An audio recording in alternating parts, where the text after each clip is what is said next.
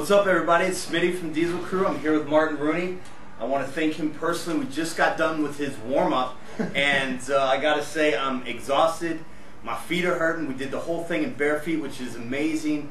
My feet feel so open, my ankles, my toes. I'm just lit up right now, and I mean, this is just something he does in the first part of his workout. So I really appreciate him taking the time here. We're here down in Fair Lawn, right? Fair Lawn, New Jersey. On a Saturday, brought a couple of my guys, and I mean, we did everything perfectly. I don't want to fool you. First time we ever tried it, so it might not work out for you the same way, but you can try. But Martin has written a new book, Ultimate Warrior Workouts. That's sort of why we're here, but we also want to get the experience here at Parisi. And we're doing this interview for Elite Fitness, and Dave Tate said that it would be good to do a 3 or 4 part interview, break it up. It's going to be pretty long. Martin likes to talk, and he has a ton of knowledge to share. And let's just get started. I want people to just know a little bit about you. Like, what kind of kid were you growing up? You know, I guess I could say I was an average kid. Nothing really spectacular about me. Actually, one of the things a lot of people don't know about the story is I grew up in New Jersey, but was in kind of the lower classes in school. You know, wasn't seen as somebody that was an academic. I really disliked school as a kid. And, but played sports. Sports was always my passion, you know, so it was kind of like my outlet was sports. But academics was something I really didn't do well in. And in 6th grade, you know, I was tired, I think, a little bit of being in the lower classes and not really, being recognized, as somebody that wasn't very smart. It kind of really started to bother me. And I ended up getting 5 A's and 2 B's in 6th grade, right before I went to junior high. And a teacher took an interest in me, and he said, "Hey, do you realize, man, you were so close to almost making straight A's?"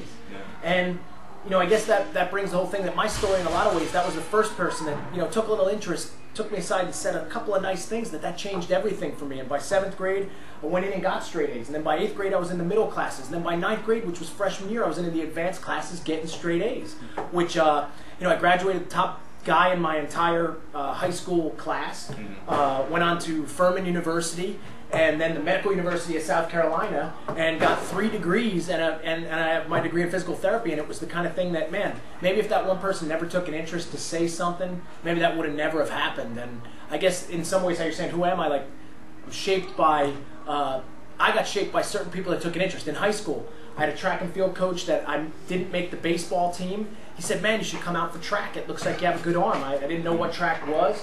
He ended up taking a super interest. I ended up really gravitating towards the javelin throw. I did some other events as well, but got a Division I scholarship to college for javelin.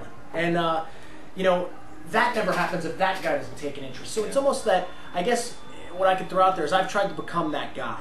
I try to find people and take an interest in them and pull the best out of them that they've got, where I don't believe people either have it or they don't. I think everybody has a chance to do something great, and I've done it with so many people that it would be impossible if only certain people had it. So whether it's my NFL Combine guys or my fighters, or even my high school athletes or the collegiate athletes, or even my kids, it's like, man, if you can get into their head that they can be anything they want to be if they put their mind to it, and to really show them, get them to find what they're passionate about and go after it, and if you can help them do that, man, there's nothing more rewarding and valuable. But it happened for me. That's who I am. So I'm kind of giving it back. Yeah. And that was, in a short version, that's a lot of my story. I was on the U.S. bobsled team after the medical university. Then I started I was an orthopedic therapist. Then I started the Parisi Speed School. And now we've got 55 locations in 26 different states. We've impacted over 250,000 kids. We're only going to keep going. And this is, it's my passion to be, not just training one-on-one to get the message to somebody anymore. It's to give it to thousands and try to really make a difference, bring this country and actually the world back to what we were in fitness.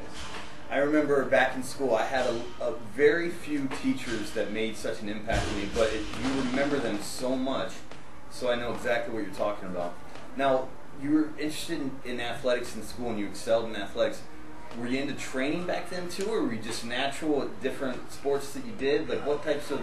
Well, other part of my history, my dad was an Olympic caliber rower, and my mom was a gym teacher, so fitness was definitely always something that was in the house, so I've been taking, I'll say this, I've been taking vitamins for a long time. I mean, I remember me and my dad, it was always an arm wrestling competition, and my dad from the Rowan had a form like this, and I'll say this, a dad knows, now being a dad, I understand, I would arm wrestle my dad. Like, we'd watch ABC Wild World of Sport, be in front of the TV, always doing all these crazy things. Right. And one day, like, I kind of held him up and maybe almost had a chance to beat him. And I always think about it sometimes. I tell him, I said, Dad, do you know we never arm wrestled ever again after that? So it was almost like, so he knew right when to get out, and he got out. But my dad got me my first weight set in my basement. Was those plates that were plastic with the sand inside of them. Yeah. I will say that for my first probably 5 years of lifting, it was predominantly bench press. I would go get the biggest mirror I had in my house, rip it off the wall, bring it downstairs, and do curls in front of it. And I did lat pulls too. So there wasn't much leg or like low back or posterior chain training.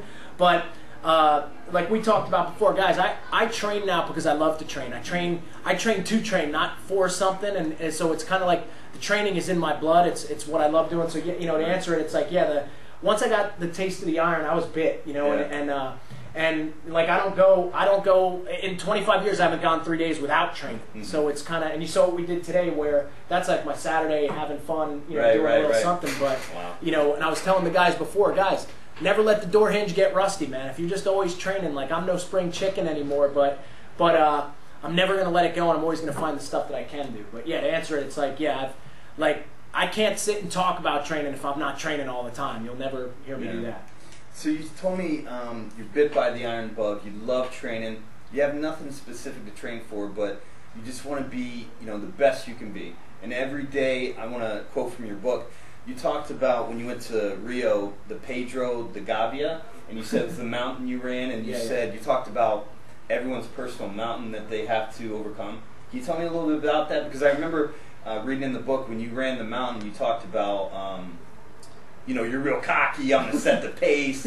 You know, what are these guys doing behind me? You know, I feel real good. And then tell me, like, well, what Smitty's talking about is there's a mountain in Brazil outside of Rio called Pedra de Gavia, and it's kind of this rite of passage that the jiu-jitsu guys use. That they go to this mountain and you climb to this spot where it's this huge rock that looks out on the beach, and it's kind of like the prize after the run. And then they climb halfway back down, and there's this waterfall that's always running, and you're completely shot after, but you get in this freezing waterfall, and it's just awesome. Wow. And I'd always heard about it, and then the first time that I got to Brazil, I said, man, we got to go do the mountain, we got to go do the mountain. You know, and everybody was saying it's tough, and I'm like, whatever, I'm in shape, I train, I lift, and, you know, literally this is going 10 years ago.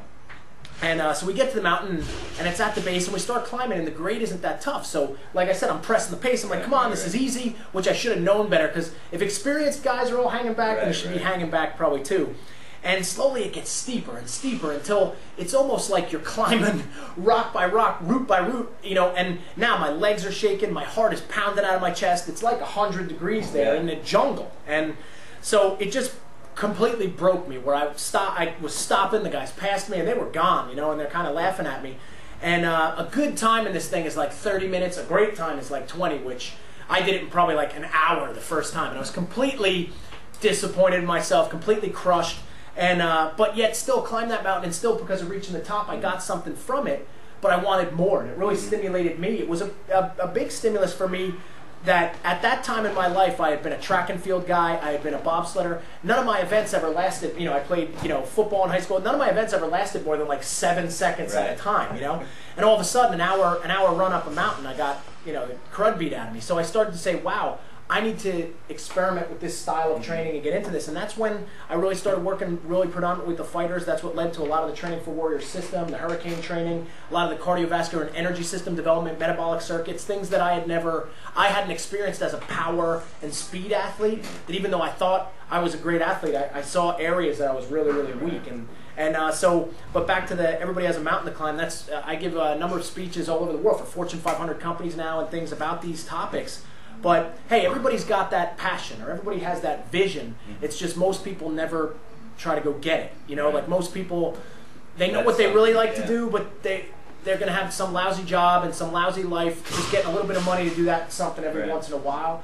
And my advice, man, is you find what you want to do, you go do it, and you will never feel so aligned. You know, like, man, I know I'm doing what I love doing. Like you saw today, like I love training, I love talking about training, I love being around sports, and in a weird way, like I was a therapist, and it was cool, but it wasn't my passion. If I would have stayed a therapist because the money was good, or because it's a good career and listened to everybody else, I wouldn't be doing this interview now, and I'd probably be pretty unhappy, you know, and I'd probably have an ulcer in my gut and be going, and on Monday have that knot saying, man, you need to be doing something else. And I know people are listening right now, and you got that thing going on with you.